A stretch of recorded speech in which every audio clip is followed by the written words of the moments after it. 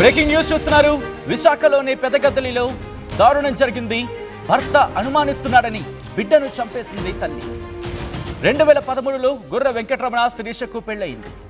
5 నెలల క్రితం దంపతులకు ఓ పాప జన్మించింది. పాప పుట్టిన తర్వాత శిరీషను వేధిస్తున్నాడు భర్త. ఇంట్లో సీసీ కెమెరా పెట్టి భార్యపై నిఘా పెట్టాడు వెంకటరమణ. భర్త అనుమానంతో మనస్తాపానికి గురైంది శిరీష. ఈ నెల 13న పాపను దిండుతో ఊపిరాడకుండా చంపేసింది. పాపను సముద్రంలోకి విసిరేసింది. కెరటాలు లాగేశాయంటూ నాటకవాడింది. ఊపిరాడకపోవడం వల్లే పాప చనిపోయినట్లు పోస్ట్ మార్టం నివేదికలు వెల్లడైన తర్వాత అందరూ షాక్కి గురయ్యారు. 9 మాసాలు కని పెంచింది చంపేయడానిక? 9 నెలల పాటు, మరి ముఖ్యంగా ఆ తర్వాత ప్రసవ వేదన అనుభవించి కూడా ఆ బిడ్డకు జన్మనిచ్చింది. తన ప్రాణాన్ని పోసి ఇంకో ప్రాణానికి జన్మనిచ్చింది ప్రాణం తీయడానిక? కారణాలు ఏవైనా కావచ్చు, పిల్లల్ని చంపేసుకుంటారా? ఇంత దారుణమా, ఇంత దుర్మార్గమా? మీ కోపాలు పిల్లల మీద, అది కూడా ముక్కుపచ్చలారని పిల్లల మీద. ఇంత దారుణమా, ఇంత దుర్మార్గమా? విశాఖలోని పెదగద్దలి కొండవాలలో దారుణం జరిగింది. భర్త అనుమానిస్తున్నాడని బిడ్డను చంపేసింది తల్లి. గుర్ర వెంకటరమణ శిరీషకు 2013లో పెళ్ళయింది. 5 నెలల క్రితం పాప జన్మించింది వీళ్ళకి. పాప పుట్టిన తర్వాత శిరీష్ను భర్త వేధిస్తున్నాడట. దీంతో ఇంట్లో సీసీ కెమెరా పెట్టి నిఘా పెట్టాడు వెంకటరమణ భార్య మీద. భర్త అనుమానంతో మనస్తాపానికి గురైంది శిరీష. దీంతో ఈ నెల 13న పాపను దిండుతో ఊపిరాడకుండా హత్య చేసింది. పసిప్రాణానికి ఏం తెలుస్తుందండి పాపం? నిజంగా వాళ్లకు ఒక చిన్న రాయి కాదు కదా, ఓ 2 దిండ్లు మధ్య పెడితే అమ్మో గట్టిగా నొక్కితే ఏమైపోతుందో, ఆ 2 దిండ్ల మధ్య పాప దొరలకుండా అటు ఇటు పెడుతూ ఉంటారు కదా. కొంచెం ఒత్తుగా పెడితే అమ్మ పాప ఎక్కడ ఇబ్బంది పడుతుందో అని విలువలాడిపోతుందా తల్లి? ఏమ్మా, ఆ పాపను చూసినప్పుడు నీకు కనీసం మనసు చలించలేదా? దిండుతో ఊపిరాడకుండా ఆ పసి ప్రాణం కనీసం నన్ను కాపాడండి అని చెప్పి కూడా అనలేని దౌర్భాగ్యమైన పరిస్థితిలో ఉంటుంది. అంత పసికందు కనీసం తన తల్లే, తన్ను కని పెంచిన తల్లే చంపేస్తోంది అని చెప్పి కనీసం తనను కాపాడుకునే ప్రయత్నించే నిస్సహాయమైన పరిస్థితి ఆ పసికందుది. అటువంటి నిస్సహాయ పరిస్థితులు ఉన్న పసికందుని చంపేస్తావా తల్లి? నువ్వే కన్నావు, నువ్వే పెంచావు. కారణాలు ఏమైనా కావచ్చు. క్షణికావేశం. ఈ మధ్యకాలంలో ఆలోచన లేదు, పాడు లేదు, ఏమీ లేదు. ఇదే నిన్నకాక చూసాం. పిల్లల్ని చంపేశాడు తండ్రి, 2 పిల్లల్ని. అంతకుముందు ఇంకో ఘటన. ఏమైపోతుంది వీళ్ళకి? ఏమైపోతుంది ఈ సమాజానికి? కనీసం ఒక్క నిమిషం ఆలోచించలేరా? మీరు కనీ పెంచిన పిల్లల్ని చంపేసుకుంటారా? ఈ ఘటన చూడండి, మరీ ఇంత దుర్మార్గం. 5 నెలల పసికంతు, 5 నెలలు. కనీసం అమ్మ పాలకు తప్పించే ప్రాణం తప్ప ఇంకా ఎటువంటి హాని కనీసం ఆలోచన కూడా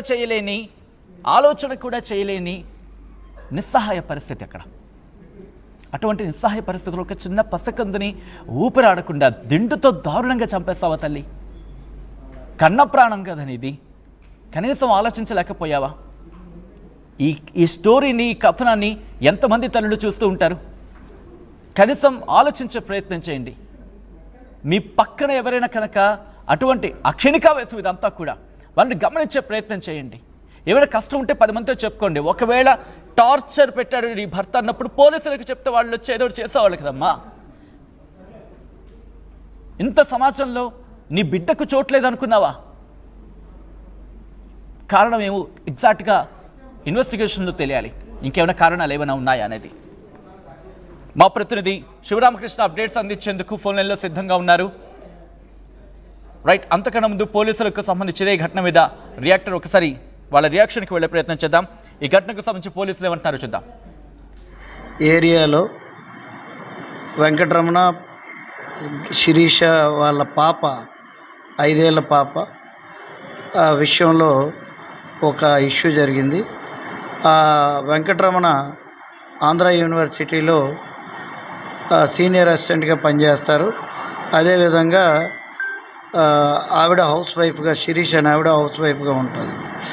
వీళ్ళిద్దరూ 2013లో మ్యారేజ్ అయిన తర్వాత సుమారు 5 నెలల క్రితం పాప జన్మించింది. అంటే సుమారు 12 సంవత్సరాల తర్వాత పాప పుట్టడం, కొన్ని భార్యాభర్తల మధ్య మనస్పర్ధలు రావడంతో ఈమె శిరీష తల్లి ఆ పాపను చంపి తాను చనిపోదామనే ఉద్దేశంతో పాపని ఇంటి దగ్గరే తల్లదిండుతో చంపేసి తెన్నేటి పార్క్ దగ్గర ఉన్న బీచ్ దగ్గరికి తీసుకుని వెళ్ళి ఆ పాపని సముద్రంలో పడవేయడం జరిగింది. తర్వాత తాను చనిపోదాం ఉద్దేశంతో ధైర్యం చాలక మళ్ళీ భర్తకు ఫోన్ చేసింది.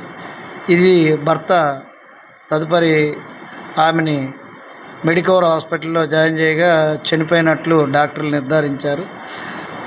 తర్వాత భర్త పోలీస్ స్టేషన్లో రిపోర్ట్ ఇచ్చిన తర్వాత కేసు నమోదు చేసి దర్యాప్తు చేసి ఎవరైతే తల్లి ఉన్నారో చంపారో ఆవిడ్ని అరెస్ట్ చేయడం, రిమాండ్ చేయడం.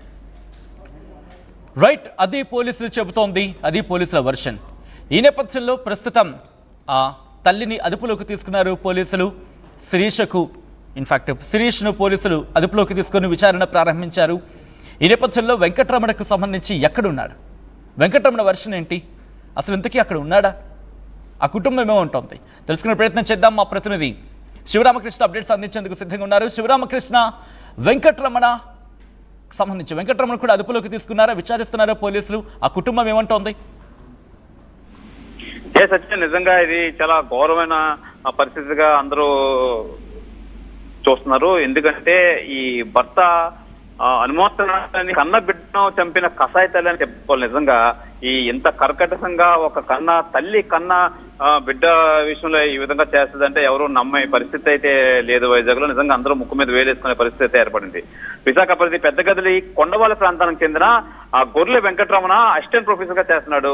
Andhra university senior assistant professor గా చేస్తున్నారు.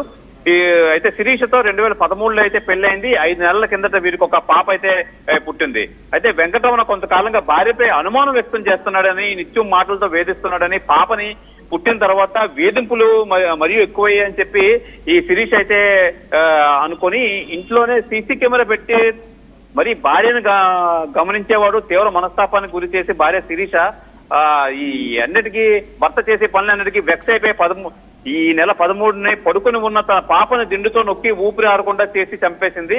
అయితే ప్రధానంగా మనం చూసుకోవచ్చు, ఎవరికి అనుమానం రాకుండా ఉండడానికి తెన్నేటి పార్క్ దగ్గరలో అయితే కైలాసగిరి కింద ఉన్న తెన్నేటి పార్క్ తీరానికి అయితే పాప మృతదేహాన్ని ఎవరికీ తెలియకుండా తీసుకుని వెళ్ళి భర్త లేని సమయంలో సముద్రంలోకి దిగాము. అప్పుడు ఊపిరాడక చనిపోయిందని చెప్పి భర్తను నమ్మించి భర్తకు ఫోన్ చేయడంతో భర్త ఇంటికి వచ్చి కొట్టిన పాపని మెడికవర్ హాస్పిటల్కి అయితే తీసుకెళ్లారు. మెడికవర్ హాస్పిటల్ తీసుకెళ్లి పాపను వైద్యులు పరీక్షించి అప్పటికే మృతి చెందిందన్నట్టు నిర్ధారించారు.